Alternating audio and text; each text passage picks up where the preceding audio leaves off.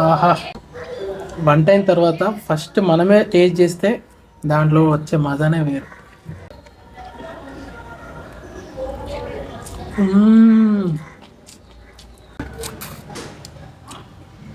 Hello guys, ఈరోజు mutton curry ఎలా చేయాలో అది కూడా ఫంక్షన్ స్టైల్లో ఇప్పుడు చూసేద్దాం. వెల్కమ్ టు అనుగ్రఫీ. ఇక మొదలెడదామా?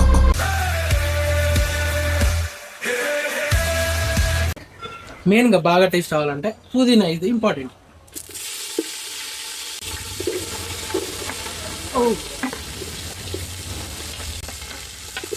మిగిలింది బగారాలు వేసుకుందాం.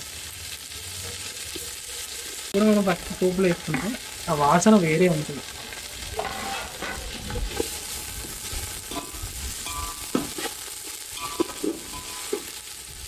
కొన్ని లవంగాలు, ఇలాచీలు, మిరియాలు, దాల్చిన చెక్క ఇందులోనే వేస్తున్నాం పోపులా. వెంటనే తీసేవద్దు, కొంచెం ఫ్రై కావాలి. ఇది లేత లేత మటన్.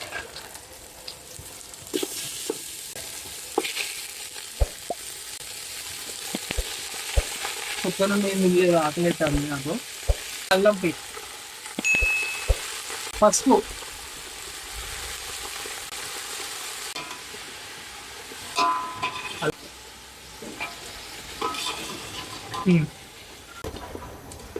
ఇస్తా అంటే ఈ పాట అంతా నేనే తినేయాలనిపిస్తాను.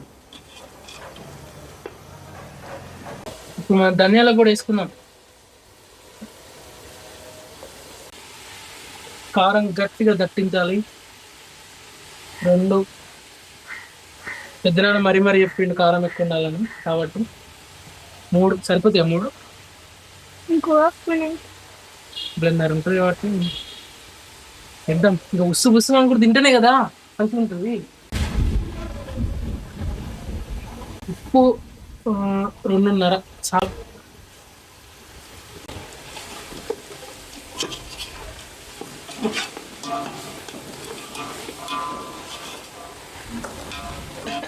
ఇప్పుడు వాటర్.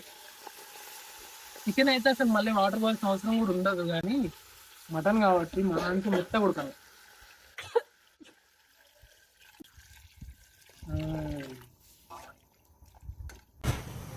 మూత పెట్టుకొని బాగా ఉడికించుకుందాం. ఆహా, స్మెల్ సూపర్ వస్తుంది.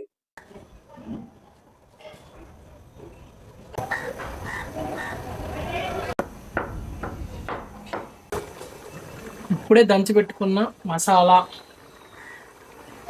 గరం మసాలా,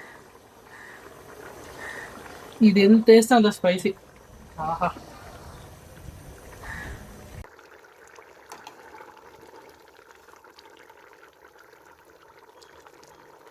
కొంచెం కొత్తిమీర వేసుకుందాం. ఒక పక్క వేడిగా బగారా రైస్ కూడా రెడీ అయిపోయింది. వేసేసుకొని తినేట్లుందో ఇప్పుడు చెప్తా.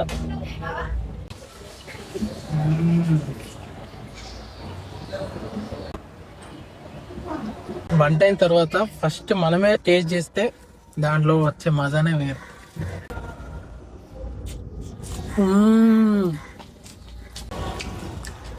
Spies,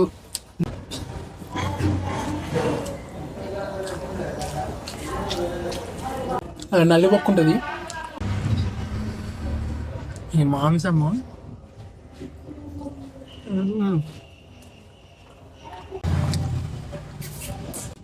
super. ఛానల్ సబ్స్క్రైబ్ చేసుకునే వాళ్ళు ఉంటే సబ్స్క్రైబ్ చేసుకోండి. మంచి వంటలు చూపిస్తా.